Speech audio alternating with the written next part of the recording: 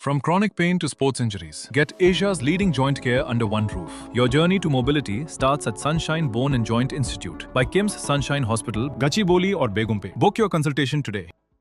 అటు Moinabad drugs case remand report లో కీలక అంశాలు వెల్లడించారు పోలీసులు. ఫామ్ హౌస్ లో డ్రగ్స్ పార్టీ జరుగుతుందని పక్కా సమాచారంతో రైడ్ నిర్వహించామన్నారు పోలీసులు ఫామ్ హౌస్ లోకి ప్రవేశించగానే బుల్లెట్ శబ్దాలు వినిపించాయి. తాము పోలీసులమని కాల్చొద్దని హెచ్చరించినప్పటికీ నిందితులు మరో 2 రౌండ్లు కాల్పులు జరిపారు. కాల్పులు జరపండి, ఏం జరిగినా తాను చూసుకుంటానంటూ ఒకరు గట్టిగా అరవడం వినిపించిందంటూ పోలీసులు రిపోర్టులో తెలియజేశారు.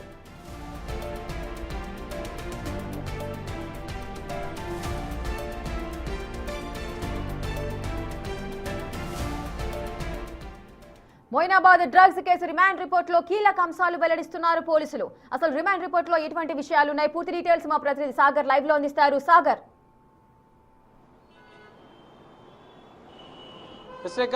Moinabad farm house drug party కేసులో రిమాండ్ రిపోర్ట్ లో కొన్ని సంచలన విషయాలు వెలుగులోకి వస్తున్నాయి.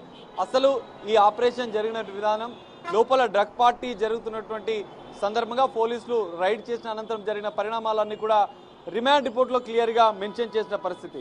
ప్రధానంగా మొత్తం 11 మందిని ఇందులో అదుపులోకి తీసుకున్నట్లు ఈగల్ టీం ఇప్పటికే వెల్లడించిన నేపథ్యంలో రిమాండ్ రిపోర్ట్లో ఖచ్చితంగా వీళ్ళు రైడ్ చేసిన సందర్భంగా వారు కాల్పులు జరిపిన అంశం, డ్రగ్స్ ఎవరి వద్ద కొనుగోలు చేశారు, ఎవరు డ్రగ్స్ తీసుకున్నారు, అనంతరం వెపన్ ఏదైతే పోలీసులపై కాల్పులు జరిపినటువంటి వెపన్ ఎవరిది, ఆ వ్యక్తి కాల్పులు జరిపినటువంటి వ్యక్తి ఎవరు అన్న అంశాలు కూడా రిమాండ్ రిపోర్ట్లో క్లియర్గా మెన్షన్ చేశారు. ఒకసారి మనం పరిశీలిస్తే ఫామ్ హౌస్లోకి వెళ్ళగానే మొదట ఈగల్ టీం పోలీసులు ఫామ్ హౌస్ లోపలికి ఎంటర్ అయ్యారు.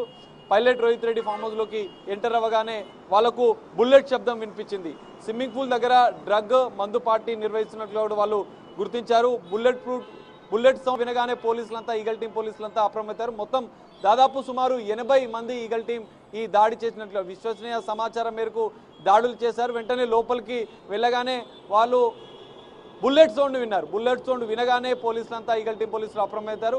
గట్టిగా అరుస్తూ తాము పోలీసులము సెర్చ్ చేస్తాం, ఎలాంటి హాని చేయమని చెప్పి గట్టిగా 2-3 సార్లు అరిచినట్లుగా కూడా వాళ్ళు పేర్కొన్నారు. అక్కడి నుంచి ఏదైతే డ్రగ్ పార్టీలో పాల్గొన్నటువంటి వ్యక్తుల నుంచి కాల్పులు జరపండి, ఏదైనా మేము చూసుకుంటామన్న గొంతు పోలీసులకు వినిపించింది. వెంటనే ఈగల్ టీం పోలీసులు మరోసారి కాల్పులు జరపండి, ఎవరిని ఏమీ చేయము అన్నటువంటి గట్టిగా వాళ్ళు చెప్పడంతో కాల్పులు ఆపినట్లుగా కూడా వాళ్ళు చెప్పారు. కొంత ఉద్రిక్తత పరిస్థితి, వాగ్వివాదం. ఎందుకంటే ఓవైపు ఈగల్ టీం పోలీసులు ఫామ్ హౌస్ లోపలికి ఎంటర్ అవగానే మరోవైపు 11 మంది డ్రగ్ పార్టీలో పాల్గొన్న వ్యక్తి, అందులో ఒక మహిళ ఉన్నట్లుగా కూడా వాళ్ళు పేర్కొన్నారు. ఫామ్ హౌస్లోకి సర్చ్ వారెంట్ మొదటగా పైలట్ రోహిత్ రెడ్డికి ఇచ్చారు. ఎందుకంటే ఆ ఫామ్ హౌస్ పైలట్ రోహిత్ రెడ్డిది కావడంతో మొదట ఈగల్ టీం పోలీసులు సర్చ్ వారెంట్ ఇచ్చారు.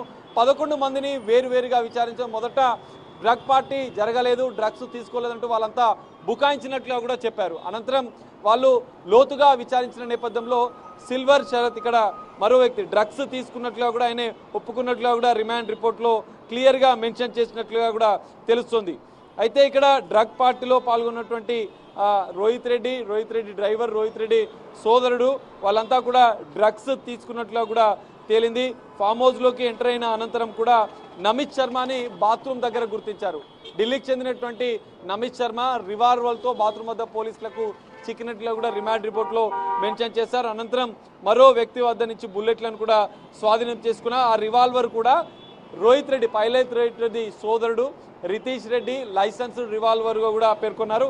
జర్మన్ మేడ్ రివాల్వర్ .32 కూడా వాళ్ళు స్వాధీనం చేసుకున్నట్లుగా కూడా పేర్కొన్నారు. అయితే సిల్వరి శరత్ కుమార్ డ్రగ్స్ తీసుకున్నట్లు కూడా మొదట ఒప్పుకున్న అనంతరం అతనిని తనిఖీలు చేయగా 2 గ్రాముల కొకైన్ కూడా దొరికినట్లుగా కూడా రిమాండ్ రిపోర్ట్లో మెన్షన్ చేశారు.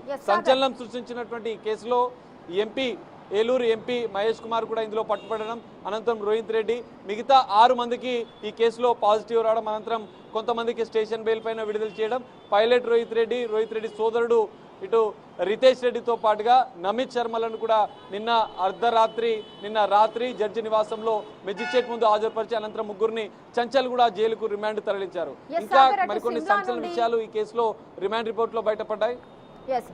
సాగర్, అటు కౌశిక్ రెడ్డి అనే వ్యక్తి సిమ్లా నుండి డ్రగ్స్ తీసుకొచ్చినట్టుగా తెలుస్తోంది. 15,000 అంటే 1 గ్రాముకు 15,000 వెచ్చించి ఆయన ఈ డ్రగ్స్ తీసుకురావడం జరిగింది. అసలు ఈ కౌశిక్ రవి అనే వ్యక్తి ఎవరు, అదేవిధంగా గతంలో ఇటువంటి చర్యలకు ఏమైనా పాల్పడ్డాడా అతను? ఎస్రేఖ ఖచ్చితంగా కౌశిక్ రవి అనే వ్యక్తి ఈ రోహిత్ రెడ్డికి అత్యంత సన్నిహిత వ్యక్తిగా కూడా తెలుస్తుంది. గతంలో కూడా పార్టీలు నిర్వహించారు, కానీ ఆ పార్టీలో డ్రగ్స్ యూజ్ చేశారు లేదనేది కదా. ఇంకా ఈగల్ టీం పోలీసులు కౌశిక్ రవితో పాటుగా ఆయన మొబైల్ స్వాధీనం చేసుకున్నట్లు కూడా తెలుస్తుంది. వీరి యొక్క మొబైల్ డేటా ఆధారంగా కూడా ఇంకా దర్యాప్తు చేస్తున్నారు. అయితే కౌశిక్ రవి అయితే ఈ డ్రగ్స్ స్వాధీనం చేసుకున్న డ్రగ్స్ ఎక్కడికి నుంచి వచ్చాయని విచారిస్తే రోహిత్ రెడ్డి డ్రైవర్ కౌశిక్ రవి నుంచి డ్రగ్స్ తీసుకొచ్చినట్లు కూడా పేర్కొన్నారు. కౌశిక్ రవిని విచారించినటువంటి ఈగల్ టీం పోలీసులకు 15,000 రూపాయలకు 1 గ్రామ్ చొప్పున తాను సిమ్లా బిజినెస్ ట్రిప్కు వెళ్ళినటువంటి, అంటే కౌశిక్ రవి బిజినెస్ మ్యాన్గా కూడా తెలుస్తుంది, వ్యాపారవేత్త. అతను సినిమాకు బిజినెస్ ట్రిప్కు వెళ్ళిన సందర్భంగానే ఓ వ్యక్తి నుంచి, ఒక అగంతకుడి నుంచి, ఒక డ్రగ్ పెడ్లర్ నుంచి 2 గ్రాముల కొకైన్, కొన్ని గ్రాముల కొకైన్ని 15,000కు గ్రామ్ చొప్పున కొనుగోలు చేసినట్లుగా కూడా ఆయన పోలీసులకు స్టేట్మెంట్ ఇచ్చినట్లుగా కూడా తెలుస్తుంది. పోలీసులు విచారించినట్లుగా పేర్కొన్నారు. అయితే drug party pilot Rohit Reddy farm హౌస్లో జరిగే పార్టీ కోసమే తాను డ్రగ్స్ తీసుకుని వచ్చినట్లుగా కూడా పోలీసులకు విచారణలో కౌశిక్ రవి వెల్లడించినట్లుగా కూడా తెలుస్తుంది. కౌశిక్ రవి ద్వారానే డ్రగ్స్ ఫామ్ హౌస్లోకి వచ్చాయి.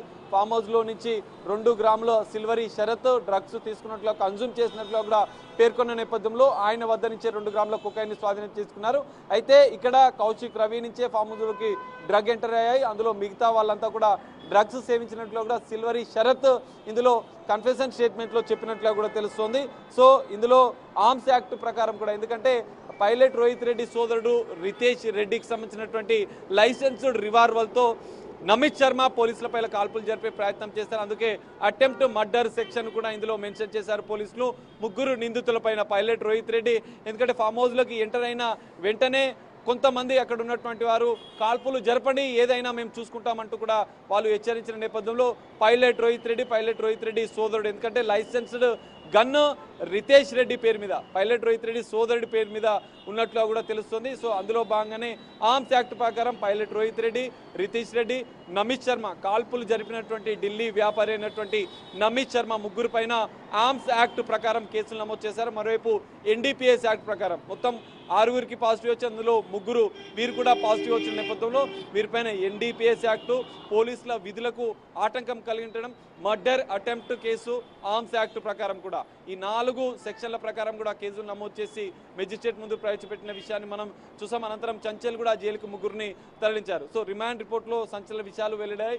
పోలీసుల మీదికి ఉద్దేశపూర్వకంగానే కాల్పులు జరపడం, మర్డర్ అటెంప్ట్ సెక్షన్ అందులో భాగంగానే పెట్టారు. పోలీసుల విధులకు ఆటంకం కలిగించే విధంగా కూడా వాళ్ళు ప్రవర్తించిన నేపథ్యంలో ఈ 3 పైన ఆర్మ్స్ యాక్ట్ ప్రకారం కేసులు నమోదు చేసి రిమాండ్ తరలించారు. అయితే ప్రస్తుతం పోలీసులు కస్టడీ పిటిషన్ కూడా వేశారు. ఇంకా లోతుగా, ఎందుకంటే ఈ డ్రగ్స్ కౌశిక్ రవి ఎక్కడి నుంచి కొనుగోలు చేశాడు, తరచుగా గతంలో కూడా ఏమైనా డ్రగ్ పార్టీలు జరిగాయా, రోహిత్ రెడ్డి ఫామ్ హౌస్లో జరిగినటువంటి పార్టీల అంశాలు కూడా ఇంకా లోతుగా దర్యాప్తు చేయాల్సినటువంటి అవసరం ఉన్న నేపథ్యంలో మొయినాబాద్ పోలీసులు ఇటు కస్టడీ పిటిషన్ వేసినట్లు కూడా తెలుస్తుంది. మరి 3లో ఎంతమందిని కస్టడీకి ఇస్తారు, కస్టడీకి తీసుకున్న అనంతరం కూడా ఇంకా విచారణలో ఈ Moinabad pilot Rohit Reddy farm house drug party కేసులో కస్టడీకి తీసుకొని విచారించిన అనంతరం కూడా మరికొన్ని సంచలన విషయాలు వెలుగు చూసే అవకాశాలు కూడా కనిపిస్తున్నాయి. సాగర్, ఇప్పుడు రిమాండ్ రిపోర్ట్ లో ఉన్న అంశాలను ఒకసారి మనం పరిగణలోనికి తీసుకున్నట్లయితే కావాలనే వారు పోలీసులపైకి కాల్పులు జరిపిన విధంగా అయితే కనిపిస్తోంది. ఎందుకంటే మీరు కాల్చండి, ఏది జరిగినా కూడా నేను చూసుకుంటానంటూ ఎవరో ఒకరు గట్టిగా మాట్లాడిన సౌండ్ కూడా వినిపించింది అంటూ పోలీసులు డైరెక్ట్ గా చెబుతున్నారు. పోలీసుల విధులకు ఎవరైనా ఆటంకం కలిగించినా, పోలీసుల పైన యూనిఫామ్ లో ఉన్న వ్యక్తి పోలీసుల పైన ఎవరైనా చేయి చేసుకున్నా కూడా తీవ్రమైన యాక్షన్స్ ఉంటాయి. అటువంటిది పోలీసుల పైన కాల్పులు జరపడము, అటెంప్ట్ మర్డర్ కింద కూడా వాళ్ళు కేసు బుక్ చేసిన సందర్భాలు ఉన్నాయి. సో ఒకవేళ ఇదే అంశం అనేది నిజం అంటే రుజువైన నేపథ్యంలో ఒక్కొక్కరికి ఎన్ని నెలల శిక్ష పడే అవకాశాలు ఉంటాయి?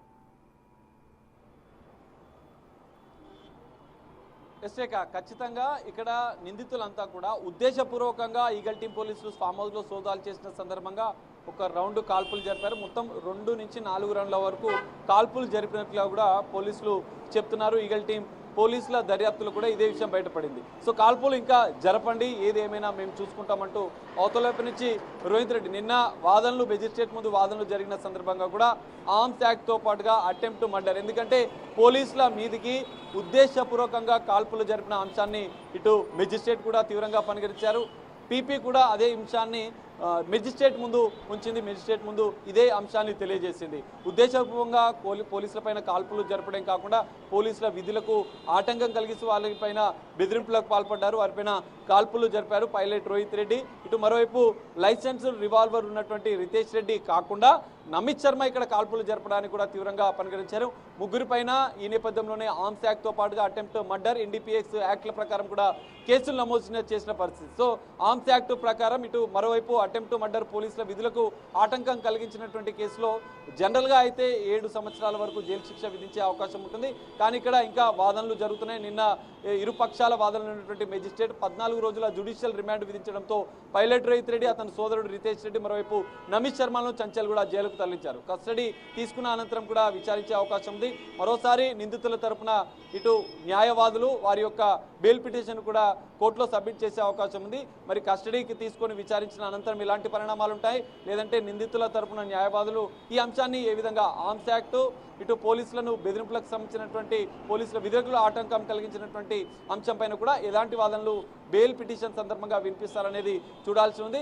కస్టడీకి తీసుకొని విచారిస్తే మాత్రం తరచుగా డ్రగ్ పార్టీలు జరుగుతున్నట్లుగా కూడా కొంతమంది అక్కడ ఉన్నటువంటి పాజిటివ్ వచ్చినటువంటి వారు చెప్పిన నేపథ్యంలో గతంలో జరిగినటువంటి పార్టీల అంశంపైన కూడా పోలీసులు దర్యాప్తు చేసే అవకాశం ఉంది.